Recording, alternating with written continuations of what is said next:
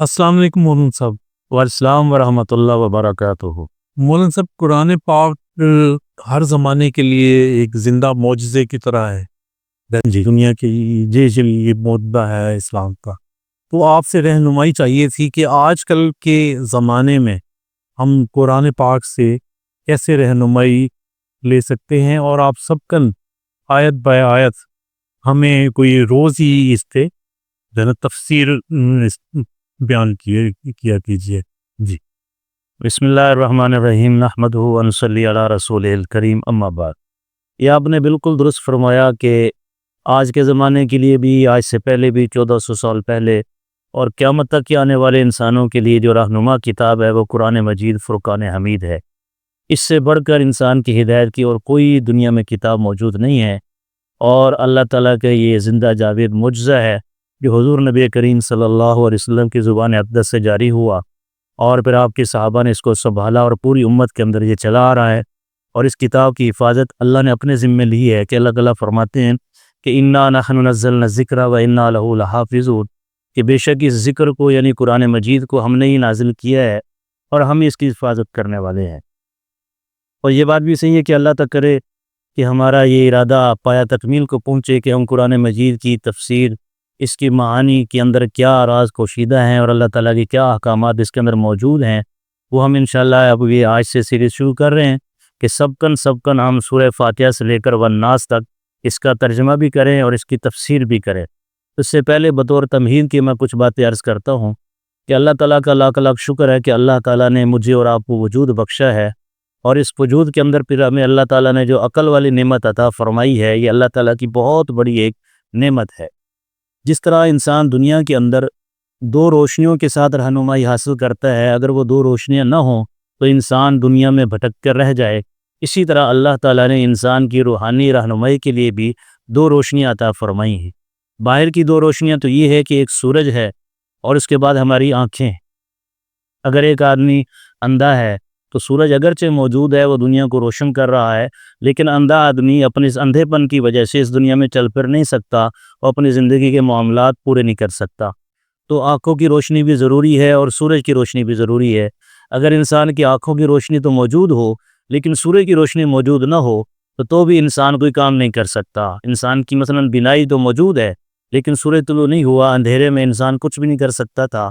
تو اللہ رب العزت نے جس طرح ہماری بیرونی ضروریات کے لیے دو نوروں کو پیدا کیا، ایک سورج کی روشنی اور ایک آنکھ کی روشنی، اسی طرح اللہ تعالیٰ نے ہماری ہدایت کے لیے، ہماری اس دنیا میں آنے کا مقصد پورا ہو، جس مقصد کے لیے اللہ تعالیٰ نے مجھے اور آپ کو پیدا فرمایا ہے اور تمام انسانوں کو پیدا فرمایا ہے، اس کے لیے بھی دو روشنیوں کی ضرورت ہے۔ اور وہ روشنی ایک تو قرآن مجید کی روشنی ہے کہ اس قرآن مجید کی روشنی کے تحت اگر ہم اپنی زندگی گزاریں گے تو ہم اس دنیا میں بھی کامیاب ہوں گے اور آخرت میں بھی کامیاب ہوں گے۔ اور دوسری روشنی وہ عقل والا نور ہے، جو میں نے عرض کیا کہ عقل اللہ تعالیٰ کی ایک بہت بڑی نعمت ہے۔ تو ان دو روشنیوں کے لے کر اگر آپ چلیں گے تو آپ دنیا اور آخرت میں کامیاب ہوں گے۔ اگر اس میں سے ایک بھی روشنی نہ ہو، مثال کے طور پر ایک آدمی صاحب عقل تو ہے لیکن اپنے عقل کے تحت ہی وہ فیصلے کرتا ہے، قرآن مجید کی روشنی کو نہیں لیتا، تو وہ بھی گمراہی میں مبتلا ہے، خود بھی گمراہ ہے، دوسروں کو بھی گمراہ کرے گا۔ اور اگر قرآن مجید کی روشنی تو موجود ہے لیکن انسان ہی دیوانہ ہے، عقل اس کے اندر موجود نہیں ہے، تو وہ بھی اللہ تعالیٰ کی اس ہدایت سے راستہ فائدہ نہیں اٹھا سکتا۔ تو اس طرح قرآن مجید ایک روشنی اور پھر عقل کی روشنی، جب یہ دونوں ملیں گی تو پھر انسان کامیاب ہوگا۔ پھر اللہ تعالیٰ کا پھر لاکھ لاکھ احسان ہے کہ اللہ تعالیٰ نے ہمیں الحمدللہ انسان بنایا۔ انسان بنانے کے بعد پھر مجھے اور آپ کو مسلمان بنایا۔ یہ اللہ تعالیٰ کا بہت بڑا ایک احسان ہے، ہم اس کا جتنا بھی شکر ادا کریں وہ کم ہے۔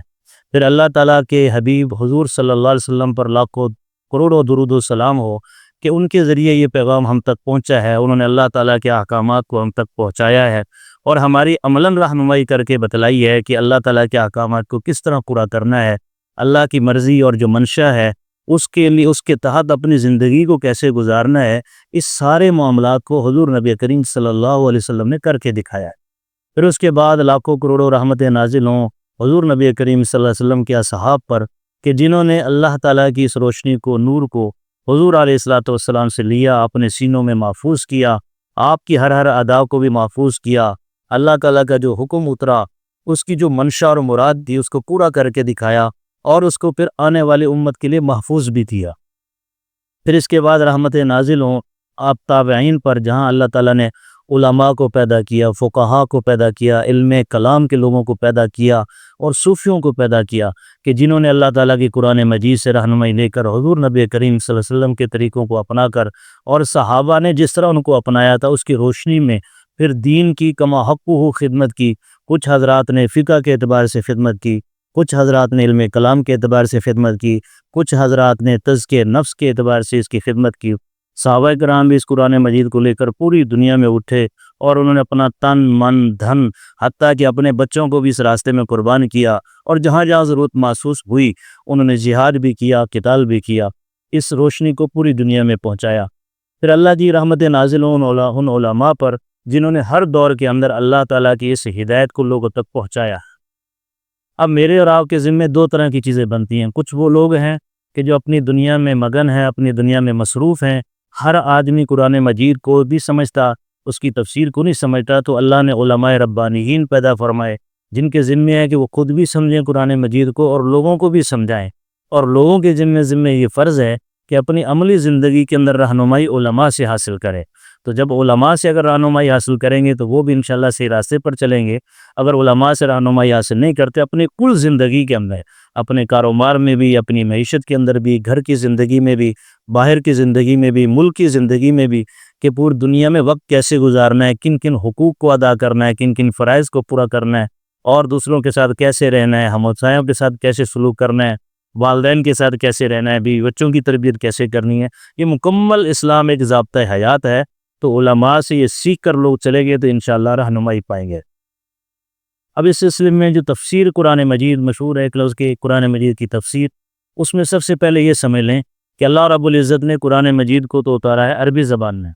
پھر جب اسلام پھیلا باقی اقوام کے اندر تو ہر زبان کے اندر اللہ تعالیٰ نے اس کے علماء کو پیدا کیا جنہوں نے پہلے عربی کو سمجھا، عربی سمجھنے کے بعد انہوں نے اپنی زبانوں میں اس میں اپنی امت کو، اپنے عوام کو سمجھایا ہے۔ اسی طرح برِ صغیر میں جہاں اردو بولا جاتا ہے، جیسے میں اور آپ اردو بولتے ہیں، کہ یہاں اللہ تعالیٰ نے ایک عالم ربانی پیدا فرمائے شاہ ولی اللہ رحمۃ اللہ علیہ، تو برِ صغیر کے اندر سب سے پہلے قرآن مجید کا ترجمہ انہوں نے کیا، پھر ان کے بیٹے شاہ عبد القادر رحمۃ اللہ علیہ اور شاہ رفیع الدین رحمۃ اللہ علیہ۔ تو ان حضرات کا جو ترجمہ ہے وہ محقق ہے، یعنی اتھینٹک ترجمہ ہے، تو اس لیے کہ جب تک قرآن مجید کا صحیح ترجمہ نہیں ہوگا اس کی صحیح تفسیر نہیں ہو سکتی، اور تفسیر بھی وہ جو صحابہ کرام نے سمجھی، تابعین نے سمجھی، تبع تابعین نے سمجھی، اور 1450 سال سے امت کے جو جبال علم، یعنی علم کے پہاڑ لوگ پیدا ہوئے، انہوں نے جس طرح قرآن مجید کی تفسیر کی ہے، اسی روشنی کے اندر آج بھی جو آدمی، جو عالم تفسیر کرے گا وہی تفسیر معتبر ہوگی۔ اس میں یہ بات بھی ذہن میں رکھ لیں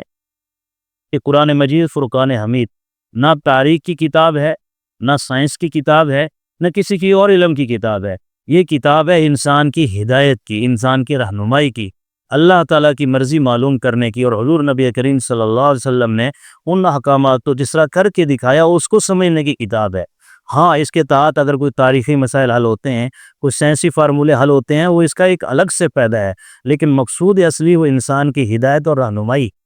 تو اس لیے پھر ضروری ہے کہ پہلے عربی زبان کا لفظ ترجمہ انسان کو آتا ہو، پھر اس کے بعد جس کی جو صحیح تفسیر ہے، جو احادیث کے اندر محفوظ ہو چکی ہے، علماء نے اس کو کر کے دکھایا ہے اور عملی زندگیاں اس پر گزری ہیں، وہ تفسیر جب آپ عوام کے سامنے رکھیں گے وہی معتبر ہوگی۔ بہت سارے ایسے لوگ جن کو نہ قرآن مجید کا صحیح ترجمہ پتہ ہے، نہ تفسیر ان کو پتہ ہے کہ تفسیر یعنی اس کی یہ وضاحت ہے کیا۔ قرآن مجید فرقان حمید جس طرح اللہ کا کلام ہے، احادیث مبارکہ اس کی تشریح کا نام ہے، یعنی جس طرح ایک قانون آتا ہے بن کر تو اس کی تشریح وہ کلا کرتے ہیں، اس طرح اللہ رب العزت کا یہ جو کلام آیا ہے، اللہ نے حضور نبی کریم صلی اللہ علیہ وسلم کی ہی ذمہ داری بنائی تھی کہ ان کو یہ کتاب پڑھ کر بھی سنائیے اور ان کو یہ کتاب سمجھائیے بھی صحیح، اور وہ سمجھانا جو ہے اب وہ احادیث کے اندر محفوظ ہو چکا۔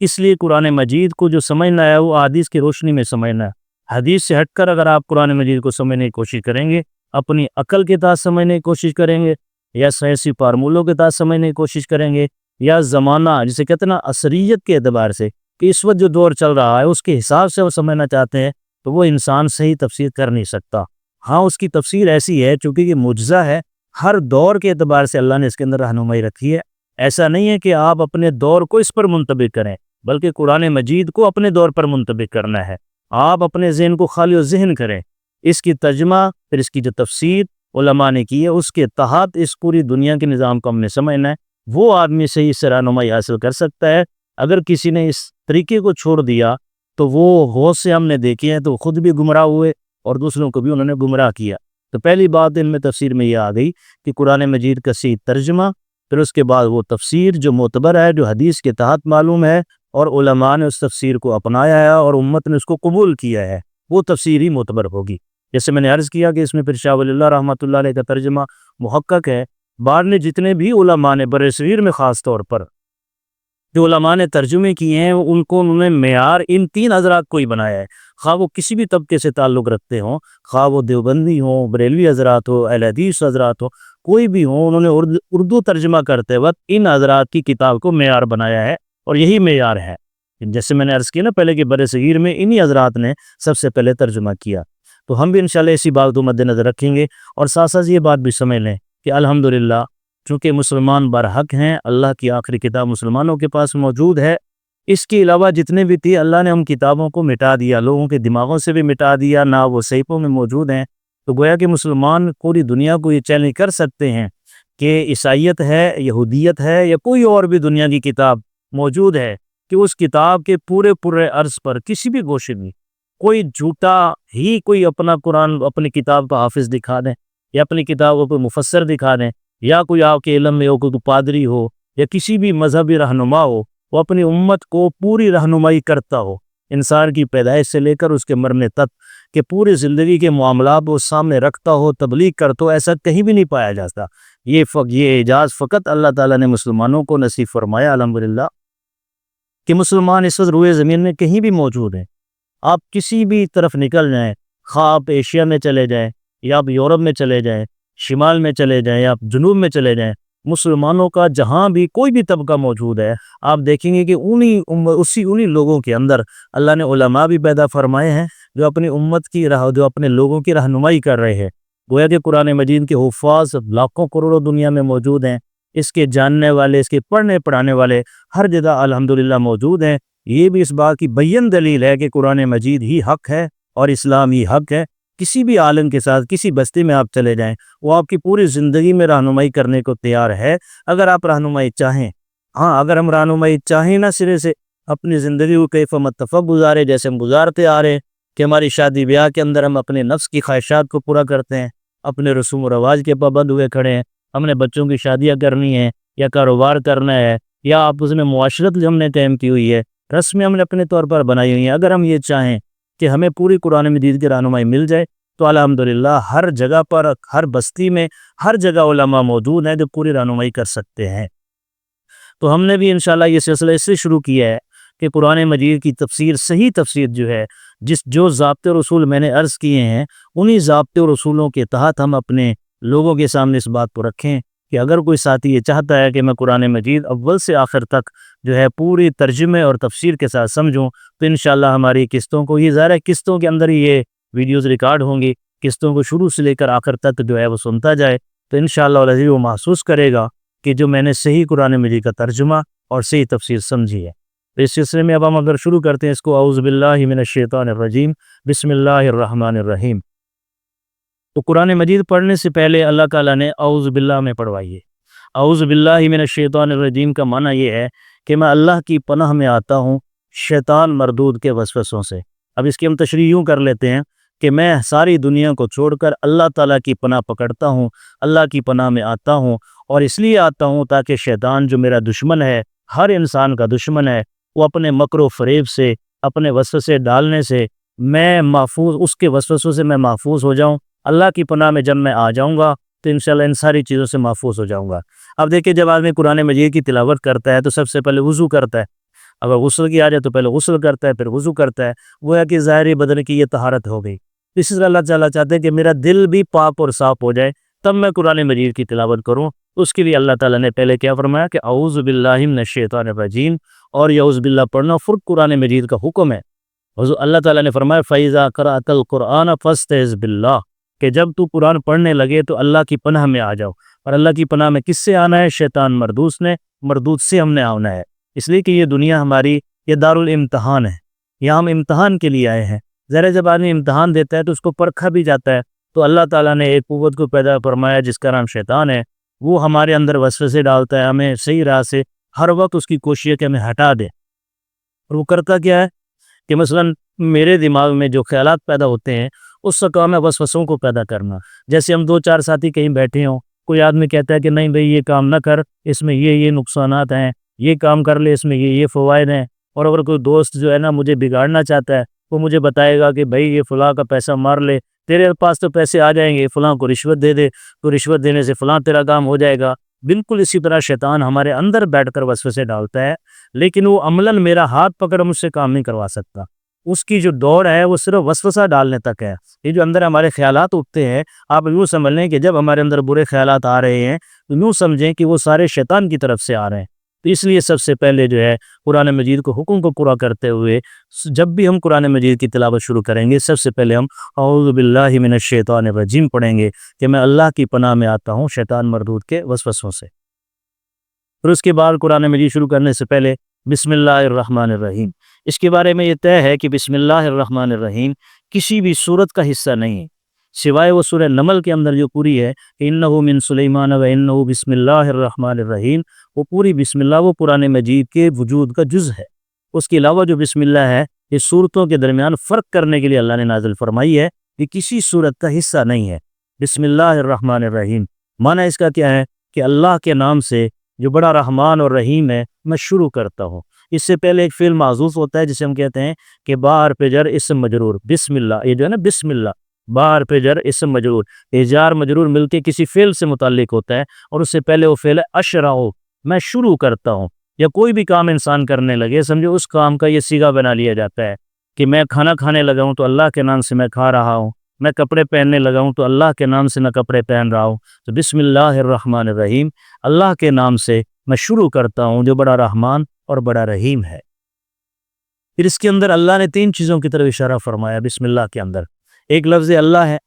ایک رحمان ہے اور ایک رحیم ہے۔ ان سے انسان کی 3 حالتوں کی طرف اشارہ ہوتا ہے۔ انسان کی سب سے پہلی عادت ہے اس کی پیدائش، اس کا پیدا ہو جانا، اس کا عدم سے وجود میں آ جانا، یہ انسان کا پہلا مرحلہ ہوا۔ دوسرا مرحلہ اس کا ہے زندگی کا، کہ اس زندگی کے اندر انسان نے اللہ کے احکامات کو پورا کرنا ہے اور اللہ کے احکامات کے مطابق زندگی گزارنی ہے، یہ دوسرا مرحلہ ہوا۔ پھر اس کے بعد تیسرا مرحلہ آخرت کا ہے کہ اگر اچھے اعمال کیے ہیں اللہ تعالیٰ اس کو جنت نصیب فرمائیں گے، اس کے اچھے اعمال کا بدلہ اللہ نصیب فرمائیں گے۔ اور اگر کسی نے خدا نخواستہ اللہ کے احکامات کو نہ مانا، اللہ پر ایمان بھی نہیں لایا اور برے اعمال کرتا رہا، تو پھر آخرت میں اس کو برا انجام بھگتنا پڑے گا۔ اب بسم اللہ کے اندر یہ 3 چیزیں ہو گئی۔ لفظ اللہ سے اس بات کی طرف اشارہ ہو گیا کہ میرا وجود اللہ کی وجہ سے ہے، اللہ تعالیٰ نے ہی مجھے وجود عطا فرمایا ہے۔ اور پھر رحمان دمنا مہربان، رحم کرنے والا، تو پوری زندگی جو میری گزر رہی ہے یہ اللہ کی طرف سے میرے اوپر مہربانی ہو رہی ہے کہ اللہ نے مجھے وجود بھی عطا فرمایا، مجھے وسائل بھی مہیا فرمائے،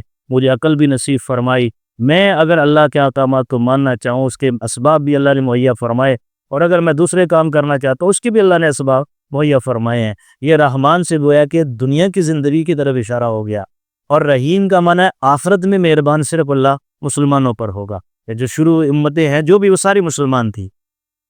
جو اللہ کو مانتا ہے،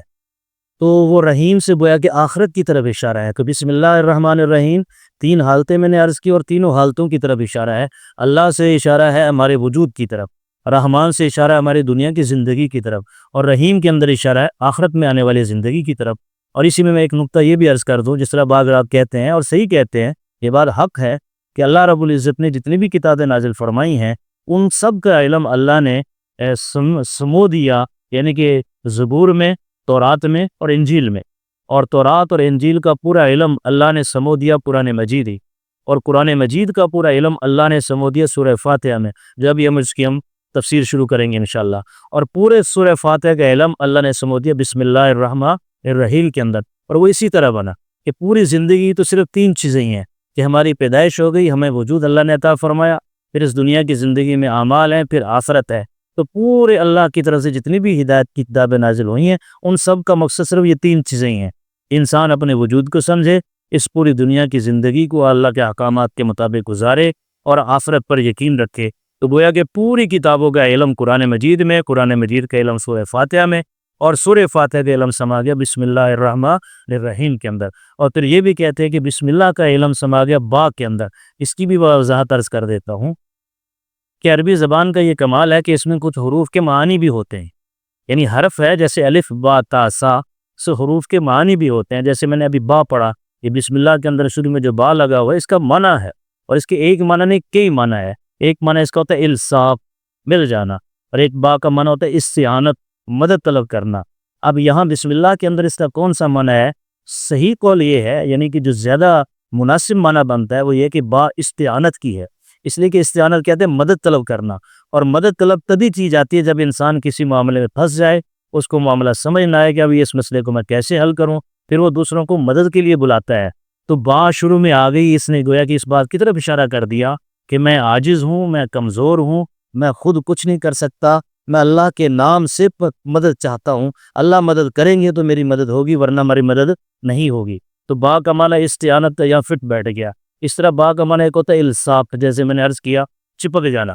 اب بسم اللہ کا جو سارا جتنا بھی علم تھا جو میں نے عرض کیا، ساری کتابوں کا علم قرآن مجید میں، قرآن مجید کے علم سورہ فاتحہ میں، سورہ فاتحہ کے علم بسم اللہ الرحمن الرحیم کے اندر، اور بسم اللہ کا سارا علم آ گیا کس میں؟ با میں۔ اس لیے کہ با کا معنی الصاق، الصاق کا معنی مل جانا۔ تو اللہ یہ چاہتے ہیں کہ اے میرے بندے تو میرے ساتھ مل جا، جڑ جا، تو ساری علوم کا خلاصہ حاصل ہو گیا نا انسان کو۔ یہ کہتے ہیں کہ بسم اللہ کا علم سارا کس میں آ گیا؟ با کے اندر آ گیا۔ تو انشاءاللہ اتنا کافی ہے۔ اس کے بعد انشاءاللہ دوسری قسم میں ہم الحمدللہ رب العالمین، یعنی الرحمن الرحیم مالک یوم الدین، ایاک نعبد و ایاک نستعین، اہدنا الصراط المستقیم صراط الذین انعمت علیہم غیر المغضوب علیہم ولا الضالین، آمین۔ اس کی تفسیر کریں گے انشاءاللہ۔ بڑی مہربانی مولانا صاحب، اس پر سوال ہو اگر جی۔ بڑا علمی ہمیں گفتگو رہی۔ تو اس میں سوال یہ ہے کہ قرآن جو لفظ ہے اس کا بھی کوئی مطلب ہے؟ کوئی آپ ہاں وہ سارا انشاءاللہ پوری وضاحت کریں گے جی۔ آپ قرآن کا معنی ہے بقاعدہ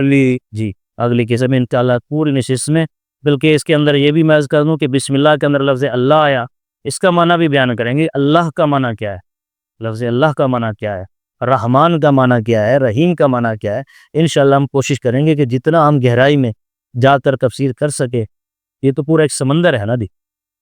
اگر ایک ایک حرف کے اوپر، ایک ایک لفظ کے اوپر ہم بیٹھے تو بہت لمبی قصے بن جائیں گے۔ انشاءاللہ بنائیں گے، کوشش کریں گے کہ بالمعنی المعروف، یعنی سادہ سادہ نہ ہو، بلکہ جہاں جہاں کوئی نکات انشاءاللہ ذہن میں آتے رہیں گے، مطالعہ بھی کریں گے، جو کچھ ہوگا انشاءاللہ وہ ضرور بیان کریں گے۔ جس طرح آپ نے اشارہ کیا بھی کہ لفظ خود قرآن کا معنی کیا ہے وہ بھی بیان ہوگا، لفظ اللہ کا معنی بھی بیان ہوگا، رحمان رحیم۔ پھر اس طرح الحمدللہ کے اندر حمد کا معنی کیا ہے؟ الحمدللہ رب العالمین۔ پھر اللہ نے رب العالمین سے اپنا تعارف کیوں کروایا؟ اللہ نے یہ تو نہیں کہا کہ میں وحدہ لا شریک ہوں، یعنی اللہ نے اپنی توحید کو بیان نہیں فرمایا، یہ بیان فرمایا کہ میں جہانوں کا پالنے والا ہوں۔ اس کی کیا وجہ ہے؟ انشاءاللہ جو ہے علم نکات بھی بیان ہوں گے، علم الکلام کے مسائل بھی بیان ہوں گے، اور جو معاشرتی جس خرابیوں کی طرف اشارہ اللہ تعالیٰ فرما رہے ہیں ان کا بھی، اور ہدایت کے لیے جن چیزوں کی ضرورت ہے ان سب کا انشاءاللہ بیان ہوگا۔ اللہ تعالیٰ مجھے بھی توفیق دے اور آپ کو بھی توفیق دے، اور اللہ تعالیٰ اس